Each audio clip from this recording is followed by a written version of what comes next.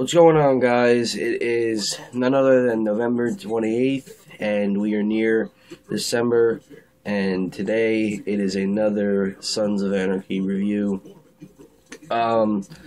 This would have to have been my favorite episode since the laying pipe, because this episode, Dorothy, really brings out the frustration towards the season finale, which will be next week, December 4th.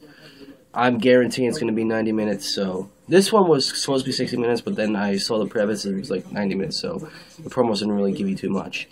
The opening montage of Jax with his little note-taking was basically a good way to start this episode. Because of the promo, we see him beat the shit out of Clay. We don't know what happens, but we'll get to that in a second. That's kind of, and I'm just going to point this out here, that, you know, this is kind of going to be the ending to the series that will be connoitorous towards the other half of the ending, which will be Season 6 and 7, depending on what we do with them. Because by now, it looks like the Suns have been broke, and it doesn't seem good for the club. Okay, so after he writes that montage, Bobby comes to get him. Now, as we all remember last week, he and Bobby, him and Clay, were talking, so it really gives us out a giant preeminence that something happened, a prediction. Then it comes out, and, you know, Clay admits what he does with the Nomads, because this is decision day where they vote who stays and who goes with him. He gives out some sort of involvement that he only did it with the Nomads. He admits coming out with the Nomads, but he admits that he only did it because he wanted to. He didn't think Jax was ready to become a leader. Sorry, I just woke up. But yeah, that's what happened. And, you know, he then admits that he was a better leader than Clay was.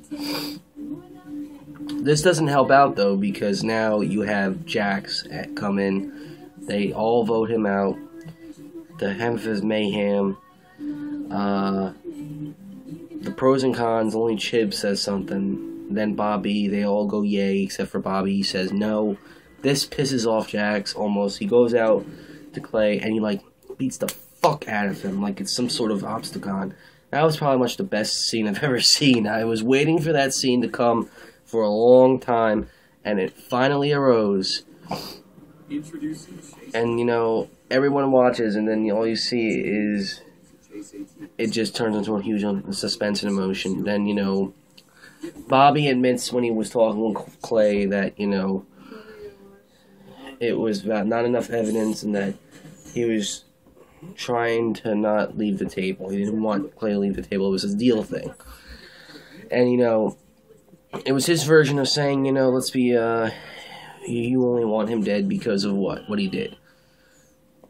And then Jax goes on to go on and talk about Obi for a quick second. And, you know, and this is sort of how everyone's been saying, he hasn't felt brotherhood since Obi died. So, you know, it just goes down.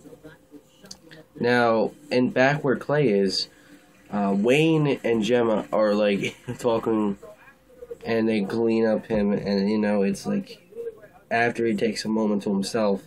This was a scene that really was a little heartbreaking to watch, even though that, you know, this is a character who's been an asshole all his entire life in the seasons we've known him. This was one that really got to a lot of people, even me a little bit. Breaks down and cries, so it kind of goes for that, and, you know, just kills a whole bunch of suspense. And then we go to Tara, and as a recap of episode 10, we know the crucifix. We have to go through that inquiry about what happened, and she goes off to say that, yeah, he did. She didn't know, which was kind of the smart defense. Then we cut off the Pope, and Pope is talking about the Charming Heights, how it's better, how it could be a greater good. And, you know, he gives out this quote that of democracy, it's been overrated, and that revenge is never about the greater good. It's visceral need that it has been satisfied, this sort of strong, loose focus. Which was an okay quote, I thought it was great. Then we go back to when he wants Tig. Now, Tig is very... It's pull off the plug. Basically, Tig is the one reason why this whole season has corrupted with Pope. If Tig didn't do his actions in the previous season, Opie right now would be alive. A whole bunch of shit would be okay. Unfortunately, that's not the point. Then Wendy comes back into the picture. I'll talk about Tig later. Wendy comes back into the picture. Now, Tara goes off to explain the car accident, and, Wendy then goes on to put on to it and to say that she's going to be out of town and she wants to take care of the kids. So she goes with Abel. So this is the first time we actually see her with Abel, as he's a kid. Last time she saw him was when he was just like a little 6-month-old kid. He didn't know. She didn't know either. So now, after this little incident, this is what kind of brings the suspense back. So he goes to daycare, and then we have Sam Crow visit the Irish. Galen is concerned where Clay is. Now, Galen, as we all remember, had his last brawl with Jax, blew the hell out of their bikes up. And, it's just basically a good old angle of, woohoo. Then they make some sort of club decision. They're going to try to get along. That will never happen. Then Romeo comes in, and his crew flank them. And they make sure that they get the weapons, and then a little gunfight erupts. And then the buy is on the club because Jax did shoot one of his members. And for payback, the IRA walks off, and, the IRA, they're basically going to be under lockdown. So the Sun's calling everybody, every crew they can get, from Nero to anybody at all. So it's basically like, it's going to be a giant poof in the dark, almost. It's going to be some sort of crazy scene. Well, Indenture, it's just insane. Then Clay and Juice are back in this triangle, and they just talk and talk and talk, and gives him some of his old shit. Then they all meet up at the club. Then Wendy is... A tall man gets her, then it's a little ransom thing. Has some grill to get it all.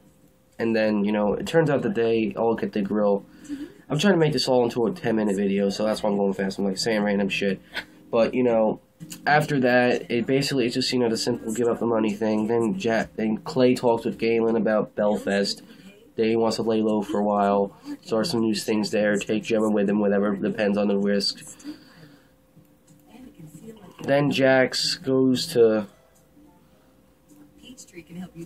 dig up some information. He wants to go tell Under to dig up some Toruk because he visited Terra in the hospital.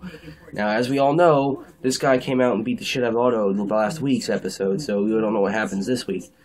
He then talks, and then, he talks nicely first, then he goes on to explain that, he's a U.S. Marshal, a former one. Then, that's when Wayne has to dig up some information on that.